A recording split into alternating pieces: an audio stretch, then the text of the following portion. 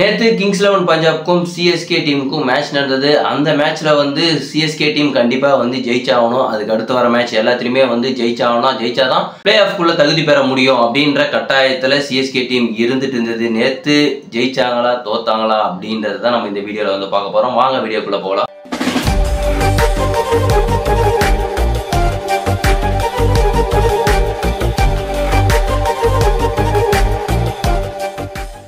Hi hello everyone, நான் உங்கள் குணாமூர்த்தி. நேற்று சிஎஸ்கே விசஸ் கிங்ஸ் 11 பஞ்சாப் டீமுக்கு வந்து மேட்ச் நடந்தது. அதுக்கு முன்னாடி சென்னை ஹோம் கிரவுண்டில் பஞ்சாப் டீம் வந்து சென்னையை வந்து சம்பவம் பண்ணிட்டு போனாங்க. அதுக்கு திருப்பி பதிலடி கொடுப்பாங்களா அப்படின்னு வந்து நம்ம எதிர்பார்த்துட்டு இருந்தோம். நேற்று களத்தில் யார் இறங்கலை அப்படின்னு வந்து பார்த்தோம் அப்படின்னா, நேற்று பதிரனா கிடையாது, முஸ்தபிர் ரஹ்மானா கிடையாது, தீபக் சகர் இல்லை. எப்படிரா இவங்க மேட்சை வின் பண்ண போகிறாங்க அவ்வளோதான் அப்படின்னு வந்து நாம் நினச்சிக்கிட்டு இருந்தோம். ஆனால் அப்படிலாம் கிடையாது. சிஎஸ்கே டீமுக்குள்ளே உள்ள சரக்கு வந்து நிறைய நாங்கள் வச்சுட்டு இருக்கோம். ஆனால் அது வெளியே எடுக்கவே மாட்டோம்.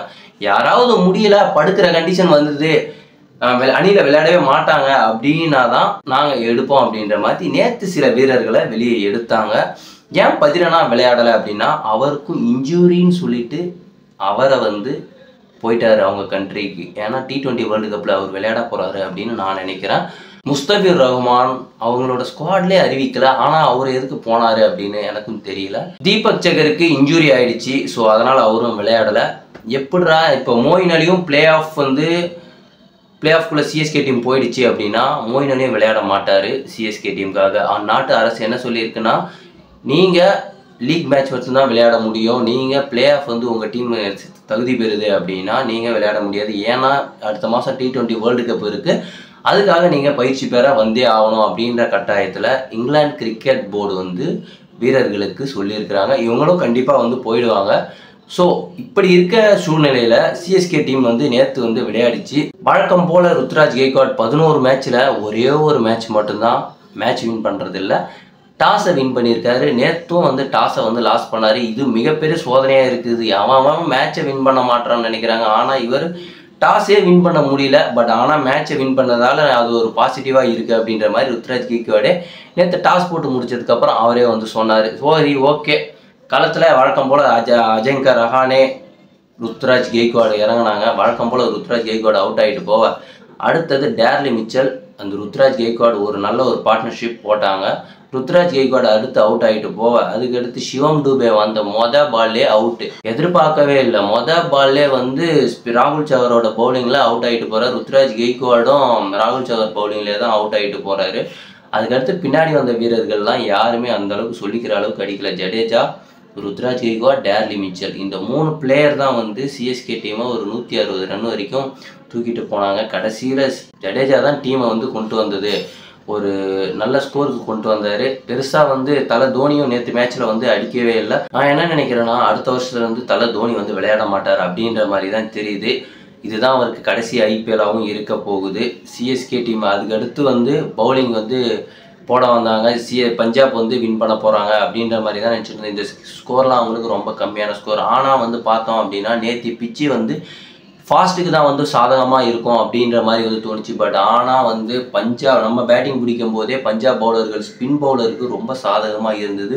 ஸோ அதை பயன்படுத்தி தான் வந்து மிச்சல் சேனரை எடுத்துகிட்டு வந்தாங்க. அதே போல் பவுலிங்கில் அப்போ யார் தான் வந்து போடுவா? தீபக் சகர் கிடையாது, பதிரனா கிடையாது, யாருமே இல்லாதப்போ அப்புறம் முஸ்தபிர் ரஹ்மானும் கிடையாது. அப்போ யார் தான் இருந்தா அப்படின்னு கேட்டால் ரிச்சர்ட் கிளீசன், சிம்ரஜித் சிங்கு, துஷார் தேஷ்பாண்டே. சிம்ரஜித் சிங்லாம் நேற்று வேறு லெவல் பவுலிங் போட்டாப்புலங்க. துஷார் தேஷ்பாண்டே வேறு level, and then Richard Gleeson. இவங்க 3 பேர் வந்து ஏன்டா இவ்வளோ நாள் எங்கடா இருந்தீங்க இந்த வீரர்கள்லாம்? இதுக்கு முன்னாடி பதிரனா போட்டதை விடலாம் சூப்பராக போடுறாப்புல Simarjeet Singh. And then Mitchell சேனர்லாம் வேறு லெவல் ஸ்பின் பவுலிங்க. இந்த T20 வேர்ல்டு கப்பில் பாருங்கள், ஒவ்வொரு பாலுமே சூப்பராக வந்து போடுறாரு. இவ்வளோ மேட்சாக வந்து அவரை இறக்கவே இல்லை மிச்சல் சேனர். இந்த மேட்ச்சில் வந்து 3 ஓவர் போட்டு 15 ரன்னு தான்.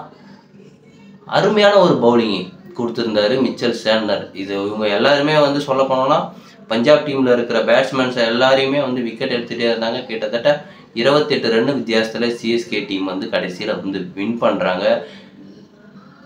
பெரிய வின் தான் இது. இதுக்கு அடுத்து வந்து நடக்க போகிற இன்னும் ஒரு 3 மேட்சஸ் இருக்குது. இந்த 3 மேட்சுமே சிஎஸ்கே டீம் வின் பண்ணி ஆகணும். அடுத்து ஜிடி கூட ஒரு மேட்ச் இருக்குது, ஆர்சிபி கூட ஒரு மேட்ச்சு, ஆர்ஆர் கூட ஒரு மேட்ச்சு. ஆர்ஆர் கூட நடக்க போகிற மேட்ச்சு தன்னோட ஹோம் கிரவுண்டில் சென்னை சேப்பாக் ஸ்டேடியத்தில் வந்து நடக்க போகுது. இதில் வந்து 3துலேயுமே வந்து சென்னை வின் பண்ணி ஆகணும் அப்படின்ற கட்டாயம் வந்து கண்டிப்பாக உண்டு. இதில் ஜெயிக்கலை அப்படின்னா எலிமினேட் ஆக நிறைய சான்சஸ் இருக்குது. இப்போது சிஎஸ்கே பொறுத்த வரைக்கும் 60% பிளே ஆஃப்க்கு சான்சஸ் இருக்குது. அதுக்கு அடுத்து இருக்க எல்எஸ்ஜி வந்து அடுத்த மேட்ச் எல்லாமே வின் பண்ணாங்க. நம்ம வந்து அந்த 3 மேட்ச்சில் ஏதாவது ஒரு மேட்ச் தோக்குறோம்னாலும் நம்ம பின்னாடி போகிறதுக்கு நிறைய வாய்ப்பு உண்டு. ஏன்னா அவங்க தான் நமக்கு கீழே இருக்கிறாங்க. ஸோ அதனால் வந்து அவங்களுக்கும் நமக்கும் ரொம்ப டிஃப்ரென்ஸ்லாம் கிடையாது. அவங்க ஜெயிச்சா அவங்க பிளே ஆஃப் போவாங்க, நம்ம ஜெயிச்சா நம்ம போவோம். அவங்க தோத்துட்டாங்க அப்படின்னா அவங்க வெளியே போயிடுவாங்க, நம்ம தோத்தாலும் நம்ம தான் வெளியே போவோம். இதிலேருந்து வேறு ஏதாவது ஒரு டீம் உள்ளே வருமா வராதா அப்படின்னு வந்து கேட்டிங்க அப்படின்னா கண்டிப்பாக வேறு எந்த ஒரு டீமும் பிளே ஆஃப்குள்ளே போகிறதுக்கு சான்சஸ் இல்லை. ஆல்ரெடி கொல்கத்தா நேற்று ஜெயிச்சதால், எல்எஸ்ஜி ஜெயிச்சதால் கொல்கத்தா ஃபர்ஸ்ட் பிளேஸ் போயிட்டாங்க, Rajasthan Royal second place, CSK team third place, fourth பிளேஸில் இப்போ எஸ்ஆர்ஹெச் டீம் வந்து இருந்துக்கிட்டு இருக்காங்க.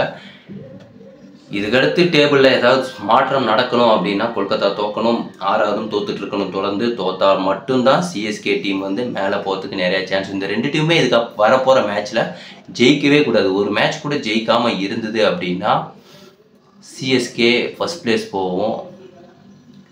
அப்படி சிஎஸ்கே வந்து ஃபஸ்ட் பிளேஸ் போயிடுச்சு அப்படின்னா இந்த வருஷம் கோப்பை வந்து ஃபஸ்ட்டு 2 இடத்துக்குள்ளே போயிடுச்சு அப்படின்னா சிஎஸ்கே தான் கோப்பையை வின் பண்ணும். கண்டிப்பாக வந்து நோட் பண்ணி வச்சுக்கோங்க. பிளே ஆஃப் போயிட்டாலே வின் பண்ண போகுதுன்னு நினைக்கிறேன். ஏன்னா வந்து சென்னை சேப்பாக் ஸ்டேடியத்தில் வந்து மேட்ச் நடக்க போகுது. ஸோ அதனால் தோனிக்கு லாஸ்ட் ஐபிஎல்.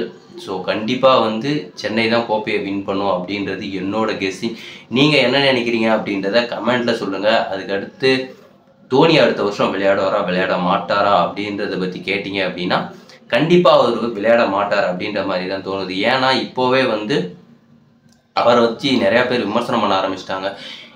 நீங்கள் தான் வந்து ரிட்டையர் ஆக போகிறீங்கல்ல, ஏன் வந்து நீங்கள் லாஸ்ட் டவுன் இதெல்லாம் இறக்கிட்டு ஒதுங்கிக்கலாம்ல அப்படின்ற மாதிரி நிறையா கான்ட்ரவர்சி வந்துக்கிட்டு இருக்குது. பட் இருந்தாலும் ரசிகர்களுக்காக தான் இந்த வருஷம் ஐபிஎல் விளையாட போகிறேன் அப்படின்ட்டு கடந்த வருஷம் 2023 அவர் சொல்லியிருந்தார்.